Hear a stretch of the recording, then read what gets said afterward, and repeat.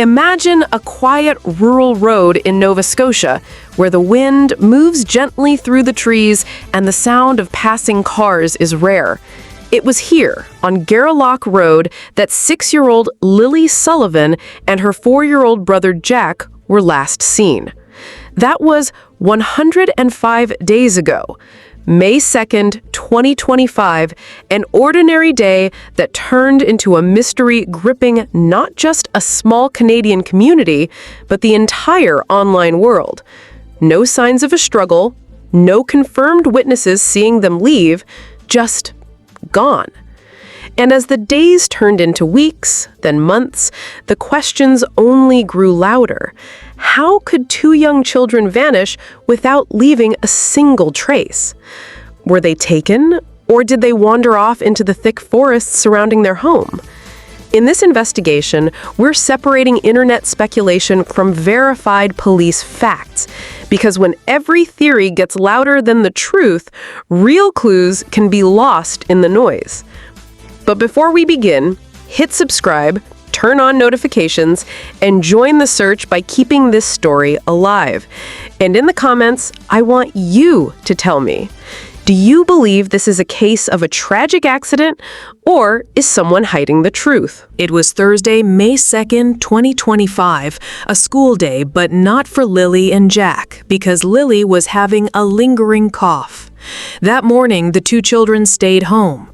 The reason why? Not entirely clear from official reports. Some say it may have been a planned day off.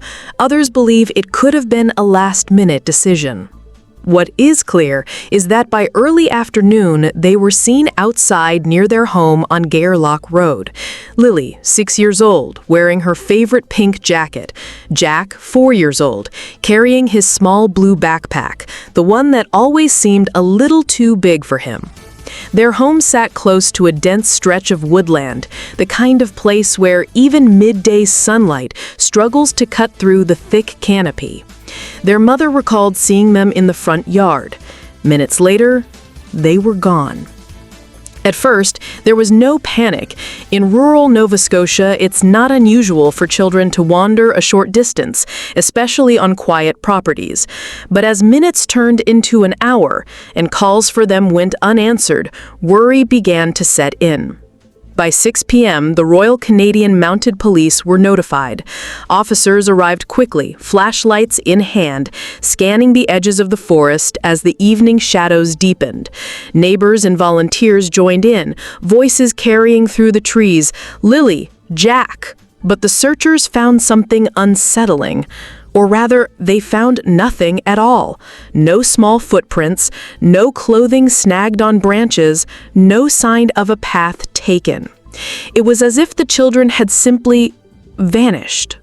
If you were standing there that evening, hearing only the rustle of leaves and the sound of your own breath, where would you have looked first?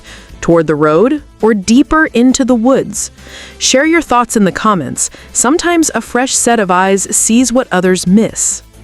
Because the events of that day leave us with one haunting question. Were Lilly and Jack lost somewhat close, or were they taken far away before anyone realized they were gone? You heard the opening. Lilly and Jack were kept home from school because Lilly had a cough, compounded by a professional development day that kept classrooms closed the day before. By mid-morning, the sense of normalcy had slipped. Their stepfather, Daniel Martel, and their mother, Malaya Brooks Murray, were inside the home with their youngest child, Meadow. Lilly quietly came and went from the bedroom. By the second day, something in the air had changed. The frantic urgency of the first 24 hours began shifting into something heavier, something slower. The search was still massive, the community still on edge, but the tone in the RCMP updates was no longer just find them. It was, how do we find them? Authorities made it clear. There was still no confirmed evidence of abduction, and no confirmed sightings. But behind that statement, a quiet unease settled in. People began to ask, how can 2 children, ages 6 and 4, vanish in broad daylight in such a small community without a single reliable sighting? At the family home on Gerlach Road, reporters caught glimpses of Daniel Martell and Malia Brooks Murray stepping outside, speaking briefly to search coordinators, then disappearing back inside. There were no public pleas from them in those early hours, no televised appeals, just the closed door of a house that now felt like the center of an unspoken storm. Online, the narrative was splintering. Facebook groups popped up overnight. TikTok was flooded with short videos analyzing timelines, drone footage, and even zoomed-in photos of the tree line. Reddit drafts debated everything from possible accident scenarios to outright foul play. In those threads, two dominant theories emerged. The first, that Lilly and Jack wandered farther than anyone thought, possibly toward water or into a hidden ravine. The second, much darker, suggested the possibility of human involvement, someone close to the family or someone who knew the children's routine. The last seen time became a flashpoint for speculation.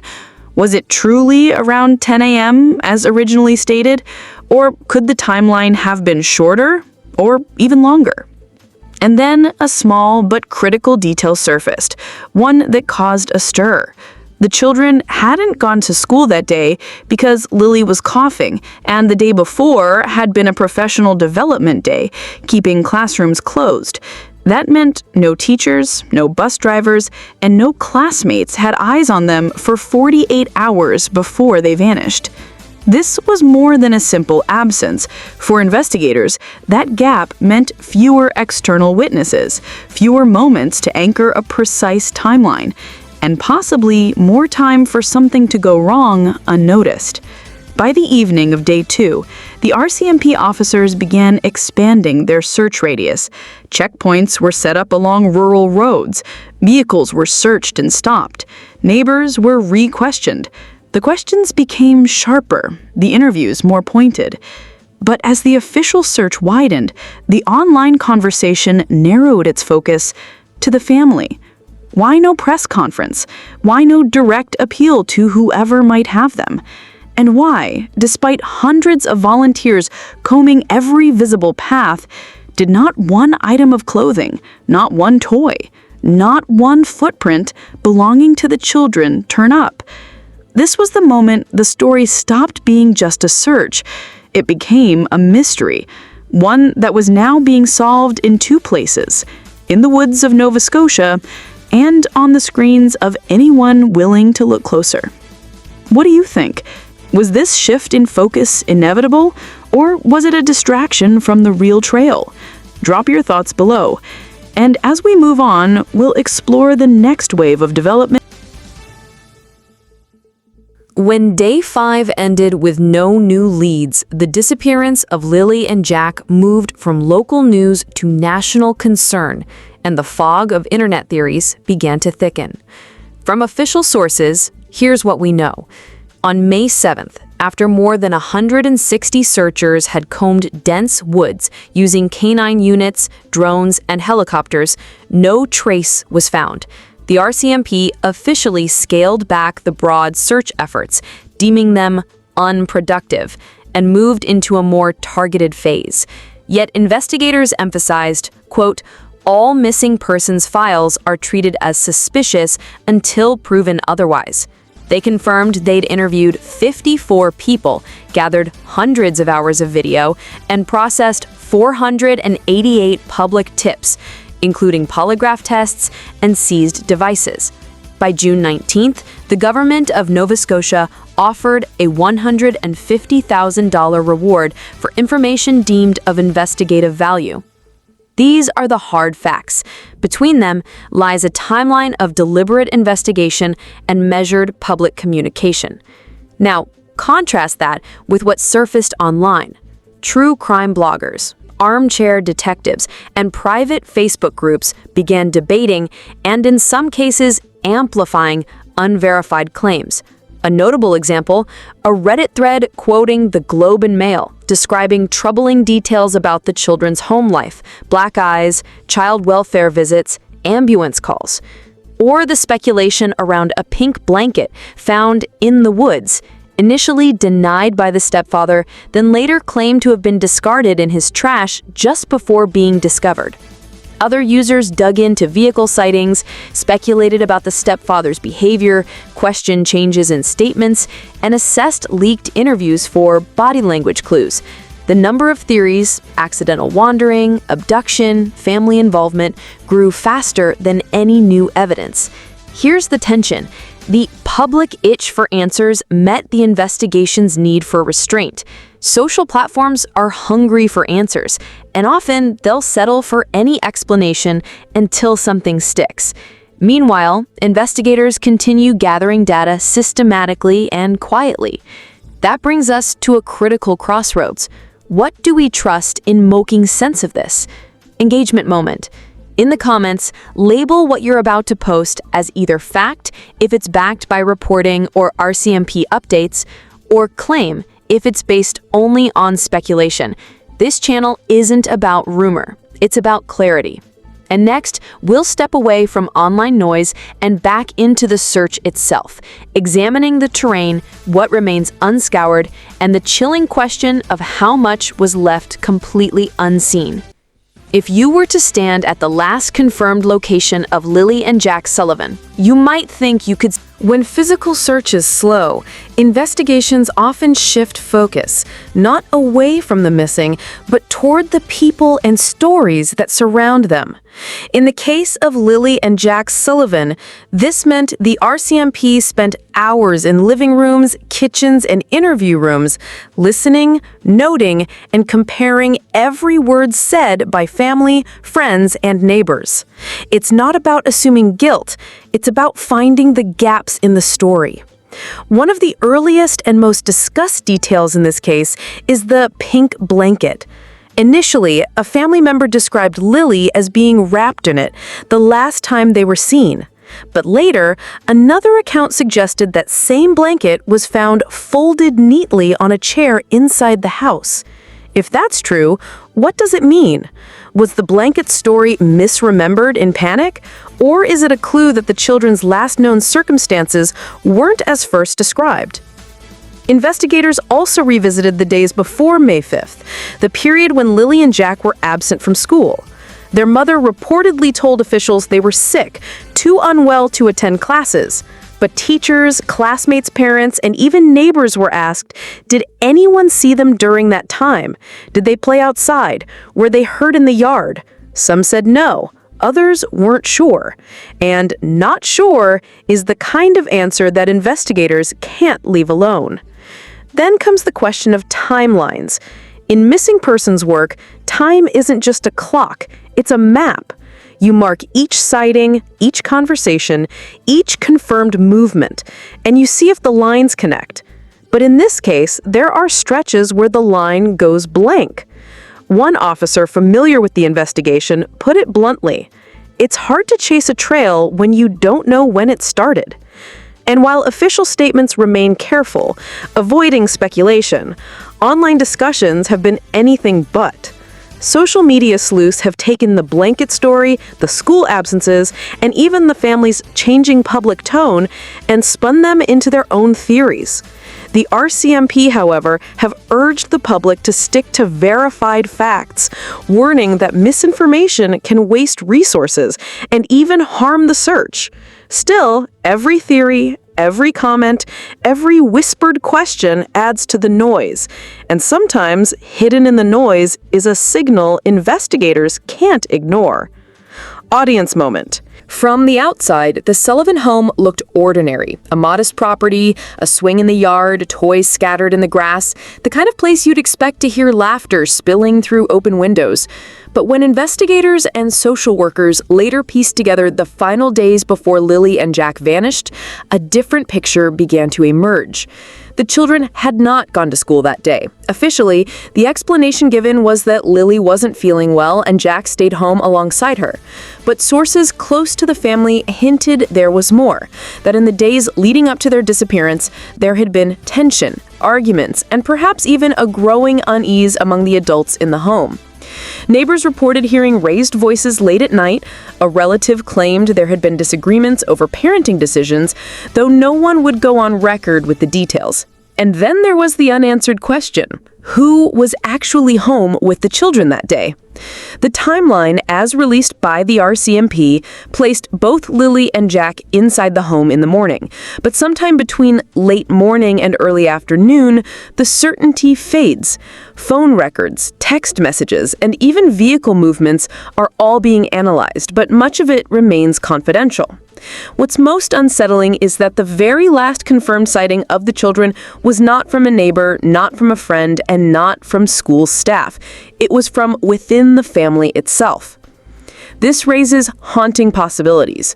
Did something happen inside the home that no one outside will ever witness? Or did the danger come from beyond the front door, slipping in during a moment of distraction? Audience moment. Imagine you're in charge of the investigation. Do you focus on the family, the immediate surroundings, or search further afield? Drop your thoughts in the comments. I want to see how your instincts line up with those of the investigators. Finally, let's now step into the moment everything changed, the precise window when the children vanished and the frantic first hours that followed.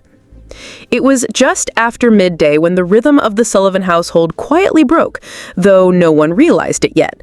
The hours between 12 p.m. and 3 p.m. would become the most examined, most disputed window in this entire investigation.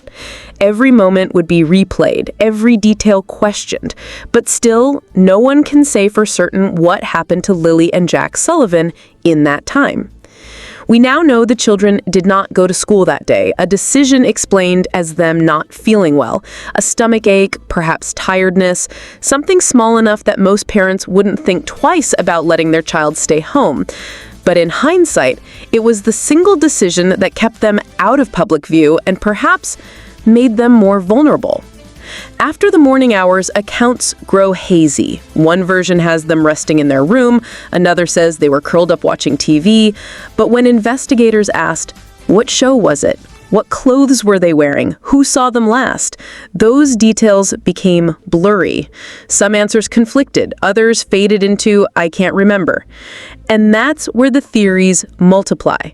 Did Lilly and Jack quietly slip out to play, as kids often do, chasing something as simple as a sound or a friend's voice? Did someone knock at the door, a face they trusted, and lure them outside? Or did something unfold inside that home that has yet to be admitted? Investigators searched for any digital breadcrumbs, calls, messages, online activity, anything to suggest a planned meetup or a sudden emergency. They pulled nearby CCTV, scanned for passing vehicles, and tracked the movements of anyone linked to the family during that time. But the most frustrating discovery was nothing. No conclusive video, no undeniable witness, just absence.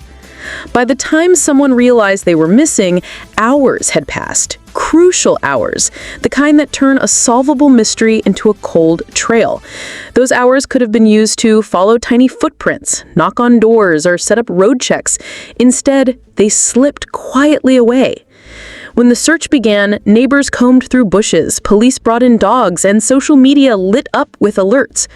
But as the minutes turned to hours, then into days, hope began to waver. Whispers spread, some from genuine concern, others from the darker corners of online speculation.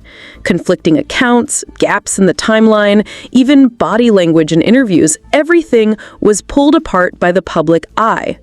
And now we stand here, 105 days later, still without the answer the world is waiting for. The question isn't just, where are Lilly and Jack, but what really happened in that 3-hour window when the world seemed to lose sight of them? Your voice matters in the search. Do you believe this was a carefully planned abduction, a tragic accident hidden in fear, or something entirely different? Share your theory in the comments. You never know which detail might spark a breakthrough. And if you want to see this case solved, help us reach 1,000 subscribers so these stories reach more eyes. Hit the subscribe button, turn on the bell for updates, and share this video with as many people as you can. The more we share, the more chance we have of bringing Lilly and Jack home. This isn't the end of the story, but until the truth emerges, all we have are the pieces we've been given and the hope that someone, somewhere, will step forward with the missing piece that leads these two children back to safety.